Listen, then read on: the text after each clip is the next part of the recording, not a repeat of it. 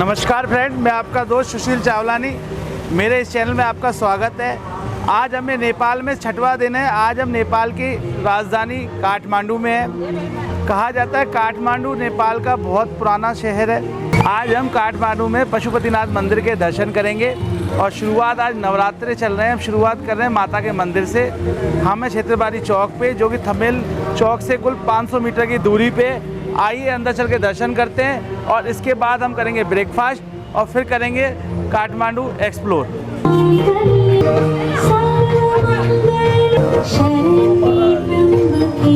अभी सीन ऐसा है कि हम अभी यहाँ आ चुके हैं नाश्ते के लिए। मेरे को यहाँ आलू के पराठे बनते हुए दिखे थे, तो मैंने कहा आज आलू के पराठे से शुरुआत की जाए, क्योंकि इंडियन फूड खाए हुए बहुत दिन हो गए।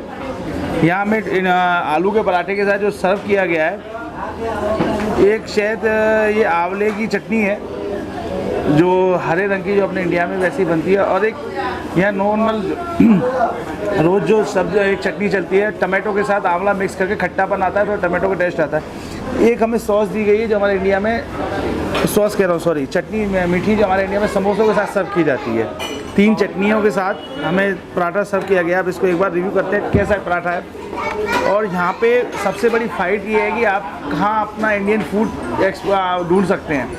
आपको इंडियन फूड खाना है तो आपको यहाँ पे बहुत घूमना पड़ेगा। मैं आपको बताऊँ, हम क्षेत्रपाटी चौक पे है, क्षेत्रपाटी चौक पे, वहाँ से आप किसी से पूछ लीजिएगा जायसवाल भोजनालय, आपको बता दिया जाएगा यहाँ पे आपको इंडियन फूड मिल जाएगा। ये जो ओनर है यहाँ के, वो मेन बिहार के रहने वाले हैं और मुझे भी इधर पता करके आना पड़ा, आपको मैं बता दे रहा हूँ। अभी मैं इसको हरी चटनी के साथ लेता हूँ पहले।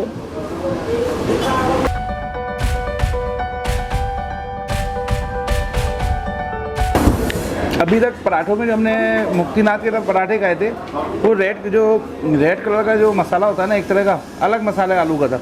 तो ये मसाला के अंदर जो है वो हमें दिख रहा है कि इंडियन की तरह का है। वाकई में ऐसा लग रहा है हम इंडिया के पराठे खा रहे हैं। इस बार एक बार मैं इसको रेड चटनी के साथ भी लूँगा।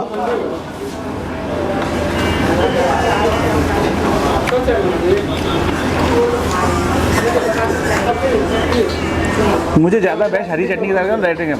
इसको आप एंजॉय करते हैं। मेरे ख्याल से आपको सुबह का नाश्ता दोनों जगह ठीक है। इसका जो हमें प्राइस भी पड़ा ना, यहाँ प्राइस का बहुत बड़ा चक्कर है। एक पराठे का चटनी के साथ कुल 60 रुपये नेपाली में, इंडियन में कन्वर्ट करेंगे तो करीब 40 रुपीज़ के आसपास, 38-40 रुपीज़ के आसपास। आप बड़ा सस्ता नाश्ता है और सुबह की शुरुआत हो चुकी है नाश्ते के साथ। अब यहाँ से हम नाश्ता करने के बाद सीधे पशुपतिनाथ टेम्पल जाएंगे, वहाँ दर्शन करेंगे। अभी हमारे पास चाय आई है। इधर चाय का एक अलग तरीका है। इसमें क्या है, चाय के ऊपर कॉफ़ी पाउडर छिड़क के दे रहे हैं। आप देख रहे होगे ना, ब्लैक जो पड़ रहा है इसमें, ऊपर से कॉफ़ी पाउडर है। और मुझे उम्मीद है चाय भी मुझे पहले से बेटर होगी। वैसे मैंने अब तक जहाँ भी चाय पी है, मैंने उसमें दूध डलते हुए नहीं देखा। कौन सा दूध डलता है, मतलब पैकेट दूध है या कैसा है। यहाँ मैंने देखा जो हमारे इंडिया में थैली आती है दूध की, वैसा ही एक दूध डला हुआ है। दूध की थैली फाड़ के डाली थी मेरे सामने। अभी मैं इसको पी रहा हूँ।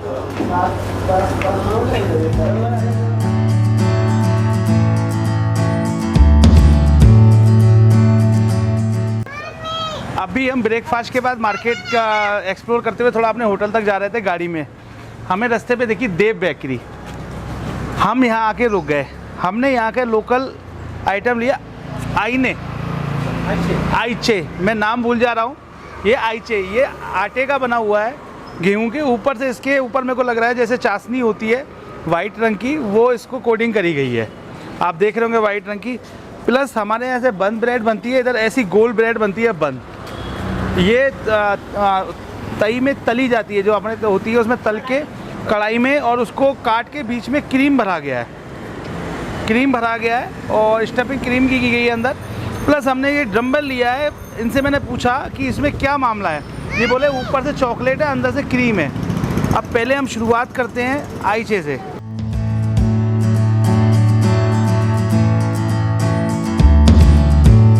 अभी मैंने इसको देखा, मैं थोड़ा तोड़ने से मुझे समझ में आया ये मैदे का बना हुआ है। बेकरी आइटम है तो मैदे का ही है। प्लस इसको थोड़ी हार्ड है ब्रेड। नॉर्मल सबसे जो होती हैं, जैसे आप समझिए उसकी मफिन्स की ब्रेड आम होती है, थोड़ी टाइट है।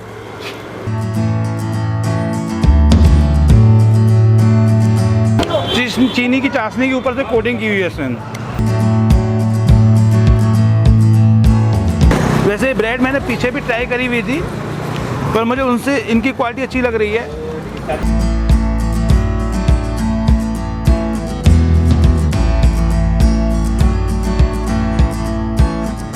दिस वन इज़ बेटर, क्योंकि इसमें इसका जो मेरे को टेस्ट का फील हो रहा है ना, क्रीम और ब्रेड का, ब्रेड मक्खन की टेस्ट का फील हो रहा है।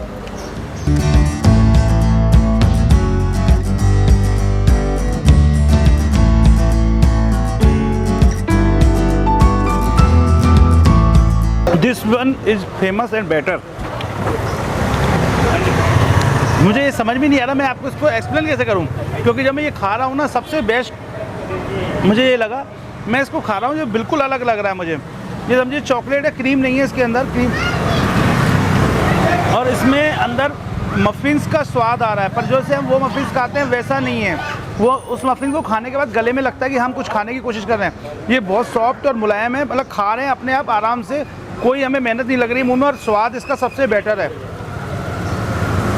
अब हम निकलते हैं, हमें लेट हो रहा है पशुपतिनाथ टेम्पल के लिए।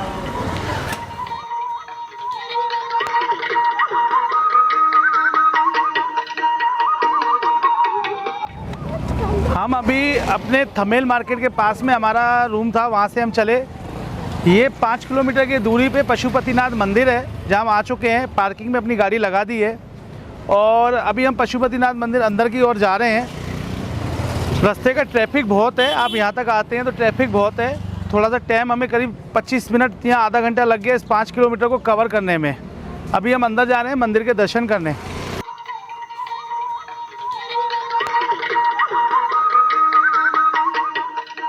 विश्व में 2 पशुपतिनाथ मंदिर प्रसिद्ध हैं, एक नेपाल के काठमांडू का और दूसरा भारत के मंदसौर का। दोनों ही मंदिरों में मूर्तियां समान आकृति वाली हैं। नेपाल का मंदिर बागमती नदी के किनारे काठमांडू में स्थित है।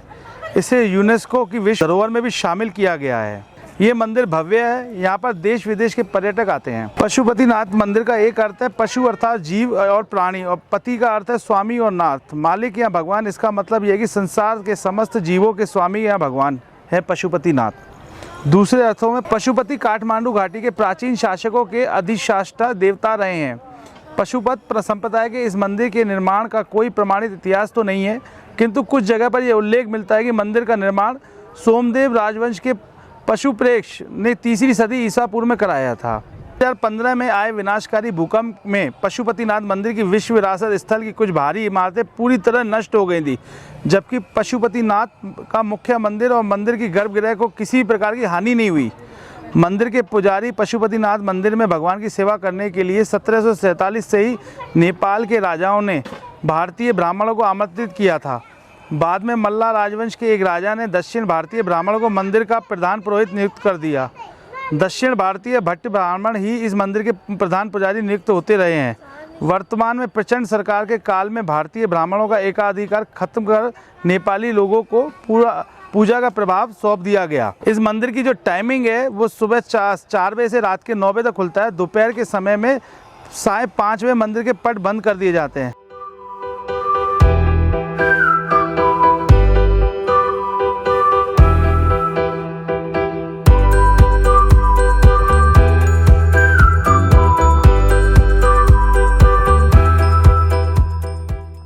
सीन ये बना है कि अभी हम जब पार्किंग से आ रहे थे तो हमें किसी ने बताया पशुपतिनाथ मंदिर की यात्रा तभी पूरी होगी जब आप गुहेश्वरी देवी के टेंपल के दर्शन कर लेंगे। गुहेश्वरी देवी जहाँ ये शक्तिपीठ माना जाता है, और अभी हम पशुपति मंदिर से कुल 500 मीटर की दूरी पे हैं और हमने वहाँ से पार्किंग से गाड़ी निकाली, यहाँ आके लगाई है। फ्री पार्किंग है दोनों जगह, आपको पेड पार्किंग नहीं मिलेगी। बागमती किनारे पशुपतिनाथ मंदिर है जो यहाँ से ही दिख रहा है, और यहाँ पे पीछे मेरे ये वाइट वाला नहीं, यहाँ पे मंदिर है। वाइट वाला कहा जा रहा है कोई छोटा मंदिर कंस्ट्रक्शन किया जा रहा है इसी मंदिर में। हम अभी अंदर चलते हैं, बागमती नदी को पार करके और दर्शन करते हैं।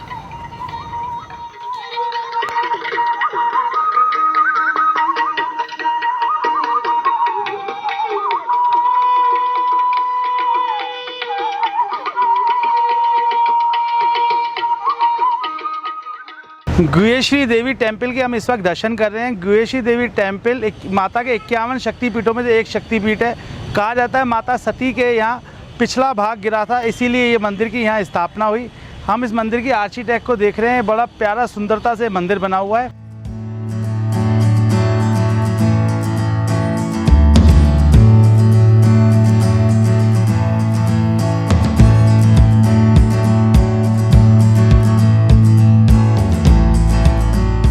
अभी हम यहाँ बुद्धा स्तूपा में आए हुए हैं दर्शन करने के लिए। यहाँ पे आप अंदर आएंगे तो आपको 100 रुपये की एंट्री टिकट कटानी पड़ेगी। उसके बाद आपको अंदर आने के बाद जैसे ही आप अंदर एंट्री करेंगे तो आपको लगेगा आप अलग दुनिया में पहुँच गए हैं। मैं अंदर आया तो मेरे को ऐसा लगा कि आज जो पहले हम मूवीज़ में देखते थे, यहाँ अलादीन अरेबिक एरिया देखते थे, अलादीन वगैरह के कार्टून्स वगैरह, इस तरह की मार्केट, बड़ी सुंदर प्यारी मार्केट। आप यहाँ 1 से 1.5 घंटा बिता सकते हैं, आराम से पूरा मार्केट विजिट कर सकते हैं। और आप देख रहे होंगे सामने एक पूरा स्तूपा बना हुआ है जिसमें आइस दिख रही हैं। आइस का मतलब वो सबको एक तरफ से, चारों तरफ से देखेंगे, चारों तरफ से आइस दिख रही हैं, मतलब सभी को देख रहे हैं वो। यहाँ पे एक मंगोली राजा हैं जो एलिफेंट पे, उनकी क्वीन और राजा दोनों बैठे हुए हैं। बाकी मार्केट बहुत सुंदर है। यहाँ आप अंदर नाइट स्टे भी कर सकते हैं। होटल्स और रेस्टोरेंट्स भी बहुत हैं जहाँ आप नेपाली प्लस आप फ्रेंचाइजी वगैरह खाना भी खा सकते हैं। अभी हम यहाँ से जा रहे हैं और आगे एक स्लीपिंग विष्णु जी हैं, उनके दर्शन करने के लिए। और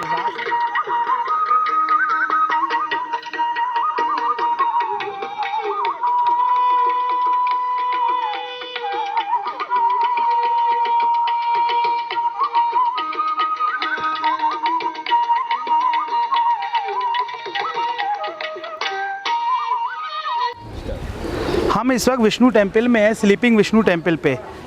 ये टेम्पल पशुपतिनाथ मंदिर से भी 9 किलोमीटर दूरी पे है, थमेल मार्केट से भी 9 किलोमीटर दूरी पे है। यहाँ पर भगवान विष्णु शेषनाग पर लेटे हुए एक तालाब में। कहा जाता है 7वीं शताब्दी में नेपाल के काठमांडू राज्य पर महाराजा समुद्रगुप्त का आधिपत्य था। वे वैष्णव संप्रदाय के थे। उनके द्वारा भगवान विष्णु का क्षीर सागर पर लेटे हुए मूर्ति बनवाने का एक निर्णय लिया। इसके बाद भगवान विष्णु की अति विशाल मूर्ति का निर्माण किया गया जो अपने शेषनाग पर लेटी हुई है।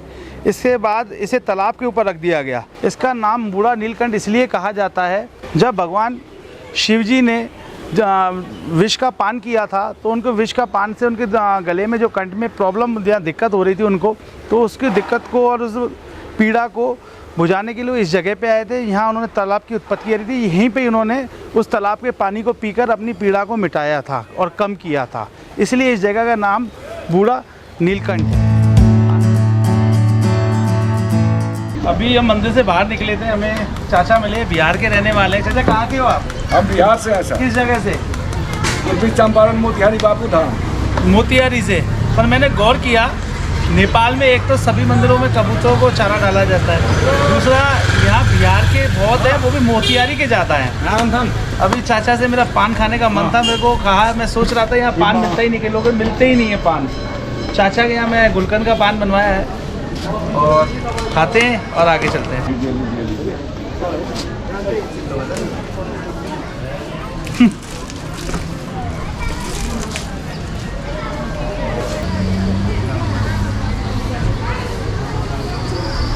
ये पत्ता कहाँ से लाते हैं? ये अपने इंडिया से आता है। यहाँ नहीं है पत्ता? नहीं, यहाँ खेती नहीं होता, अपने इंडिया में खेती होता है पान का।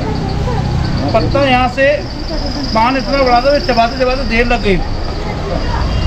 पत्ता यहाँ नहीं मिलता पान का, इंडिया से मंगाते हैं काट करके, उसके यूज करके पान बनाते हैं। ठीक है चाचा, कितने रुपए हो गए? हाँ सर। इंडियन कितने हो गए? ये पान का इंडियन पैसे, नेपाल इंडियन रुपीज 20 रुपये।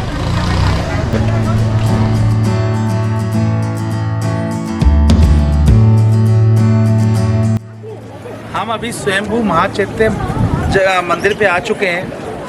ये बौद्ध धर्म से ही ताल्लुक़ रखता है ये मंदिर। इस वक्त हम नीचे आए हैं, ऊपर गाड़ी हमारी 2-2.5 किलोमीटर ऊपर पहाड़ पे आ गई है और यहाँ से हमें नीचे का काठमांडू का, आधे काठमांडू का व्यू मिल रहा है। देखने लायक जगह है और यहाँ टूरिस्ट मुझे और जगहों से बहुत ज़्यादा लग रहे हैं। और मानिए कि समझिए यहाँ का फेमस प्लेस है काठमांडू का। पहले मेरी गाड़ी यहाँ पार्क हुई है, मैं यहाँ से आपको दिखाता हूँ काठमांडू का थोड़ा जो व्यू वैली का दिख रहा है वो दिखाता हूँ, फिर हम ऊपर चलते हैं।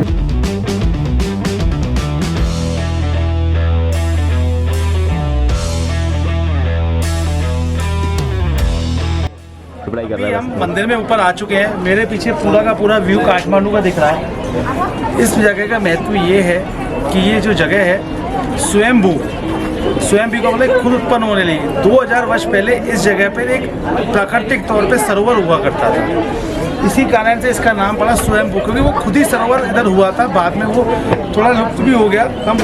अब इस जगह पे ये जगह है इस वक्त, इधर बुद्धिज्म भी है, इंडियन टेम्पल्स भी हैं कुछ, और ये लोगों के पर्यटक इसलिए भी है। आप यहाँ पे आके पूरा काठमांडू का व्यू देख सकते हैं, और मोनेस्ट्री है, और आप इधर एंजॉय कर सकते हैं, 1 से आध घंटा बिता सकते हैं। पूरा का पूरा काठमांडू व्यू यहाँ से देख रहे हैं, हिमालय की वैलीज भी आप यहाँ से देख सकते हैं। बाकी का बाकी टूरिस्ट का ये इसलिए पसंदीदा स्पॉट बना हुआ है, यहाँ पे यंग मैन वगैरह, यंगर्स और लोग भी आ रहे हैं। मेन इसी जगह लोग ज़्यादा टूरिस्ट इसलिए हैं कि लोग देख रहे हैं। पशुपति मंदिर के बाद मैंने, पशुपतिनाथ मंदिर के बाद कहीं मैंने ज़्यादा टूरिस्ट देखे तो यहीं देखे हैं। और यहाँ सब अधिकतर व्यू पॉइंट पे खड़े हुए व्यू साइड देखने के लिए। हमने पार्किंग से गाड़ी खड़ी करके 200 मीटर की वॉक करी ऊपर के लिए, और इस मंदिर को बंदर मंदिर भी के नाम से ही मशहूर है, क्योंकि यहाँ बंदर बहुत हैं। और अब यहाँ से हम चलेंगे अपने होटल के लिए, और रास्ते पे एक टेम्पल पड़ा तो वो भी आपको दिखाएंगे, दरबार स्क्वायर, यहाँ का लोकल काठमांडू का टेम्पल।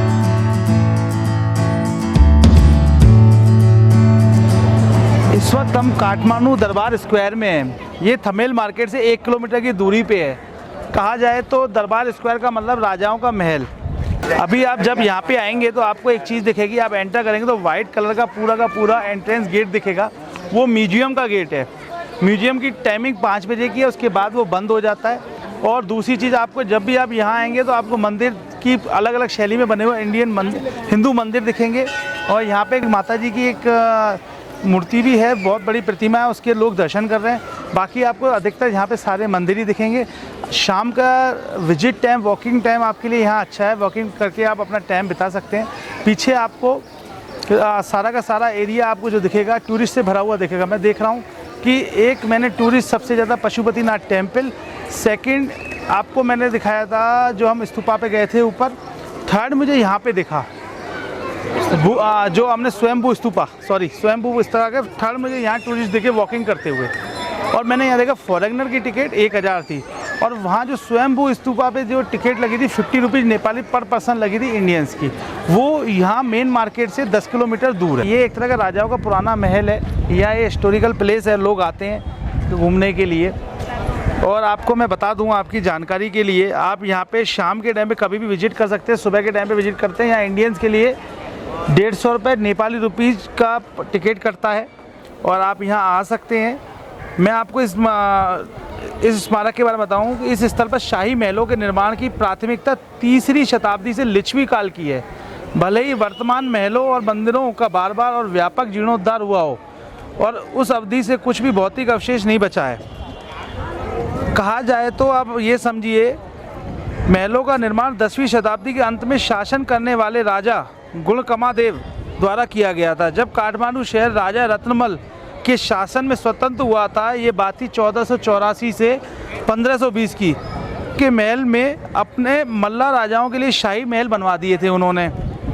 पृथ्वी नारायण शाह ने 1769 में काठमांडू घाटी पर आक्रमण किया था, तो उन्होंने अपने महल के लिए काठमांडू दरबार स्क्वायर का समर्थन किया था कि मैं अपने लिए यही महल बनाऊंगा, क्योंकि वो जीत गए थे उस लड़ाई को।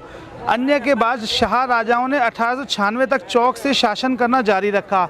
मतलब उनके जो राजा थे, जो उधर राजा बनते गए, उन्होंने 1896 तक इसी जगह से ही शासन किया। अब कहने का मतलब है, ये पुराना पूरा का पूरा महल था जो आज के टाइम पे आपको मैं दिखा रहा हूँ। कुछ तो भूकंप के कारण भी बिल्डिंग हिल गई, जो आज लकड़ी के डंडों से रोकी जा रही है, कल को वो गिरे नहीं, दीवारें करें। पुराना महल है, बहुत से टूरिस्ट आ रहे हैं। मैंने इधर एक चीज़ देखी, आपको ये टिकट लेने का म्यूजियम की टिकट अलग कटवानी पड़ती है 300 रुपये पर पर्सन की, पर इस एरिया में भी कोई टिकट की चेकिंग नहीं है। यहाँ पे बहुत से लोग बिना टिकट के ही घूम रहे हैं।